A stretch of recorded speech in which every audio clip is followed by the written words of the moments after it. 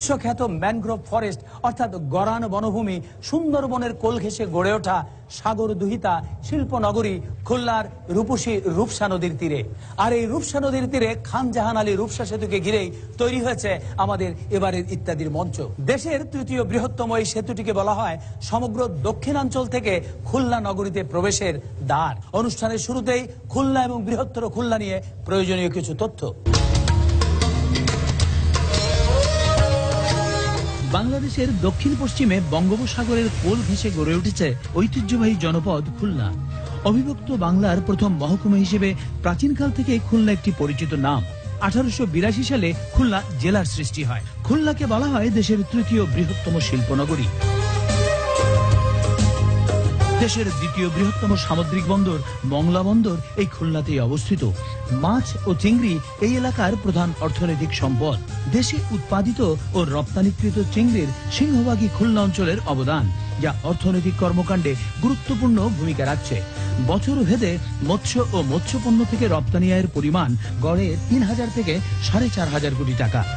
খুলনা অঞ্চলে প্রায় 60টি চিংড়ি প্রক্রিয়াকরণ কারখানা রয়েছে। পৃথিবীর বৃহত্তম ম্যানগ্রোভ ফরেস্ট বা গরান বন সুন্দরবনের 2/3 রয়েছে এই খুলনা বিভাগে, অর্থাৎ খুলনা, সাতক্ষীরা এবং বাগেরহাট জেলার অংশবিশেষ জুড়ে সুন্দরবন বিস্তৃত।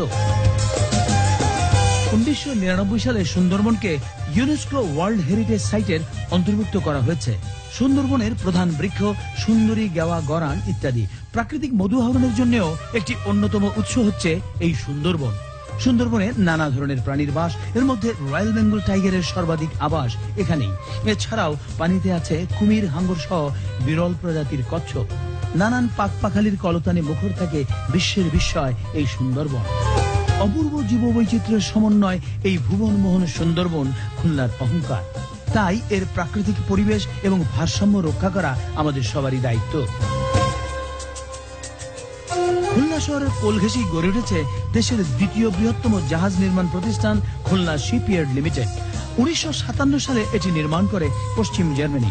শুরুর দিকে কিছুটা লোকসান হলেও বাংলাদেশ নৌবাহিনীর কাছে হস্তান্তরের পর তাদের দক্ষ ব্যবস্থাপনায় প্রতিষ্ঠানটি ধীরে ধীরে লাভজনক প্রতিষ্ঠানে পরিণত হয়। দেশের মাটিতে প্রথম যুদ্ধ জাহাজ নির্মাণ শুরু করে এই প্রতিষ্ঠান এবং ইতোমধ্যে 2টি জাহাজ নৌবাহিনীর নিকট হস্তান্তর করা হয়েছে। খুলনার রূপসা উপজেলার পিঠাভোগ গ্রামে রয়েছে বিশ্বকবি রবীন্দ্রনাথ ঠাকুরের পূর্বপুরুষের বাড়ি এবং বিশ্বকবির শ্বশুর বাড়িও হচ্ছে এই খুলনা জেলারই দক্ষিণ ডিহি গ্রামে।